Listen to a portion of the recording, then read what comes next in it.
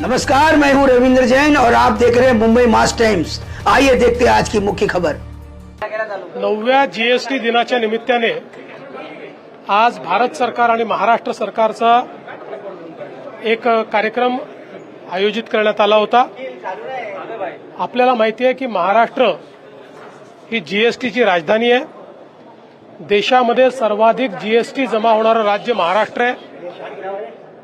जवळपास मागील वर्षी 3,60,000 कोटी रुपये जीएसटी महाराष्ट्राने जमा केला। आपल्या नंतरचे दोन्ही राज्य जे आहेत कर्नाटक आणि गुजरात यांनी एकत्रित जमा केलेला जीएसटी हा 3 लाख कोटी आहे। म्हणजे त्यांच्या दोघांपेक्षा जास्त आपण जीएसटी जमा केलाय। आणि ज्या प्रकारे भारत सरकारने जीएसटीचा कायदा केल्यानंतर महाराष्ट्राला त्याचा फायदा झालाय, त्या संदर्भातली सगळी माहिती आज मी त्या ठिकाणी सांगितली। आणि मला विश्वास आहे की पुढच्या काळामध्ये अशाच पद्धतीनं दरवर्षी 15% वाढ 14 ते 15% जर महाराष्ट्राला मिळत राहिली तर आपली अर्थव्यवस्था अधिक बळकट होईल।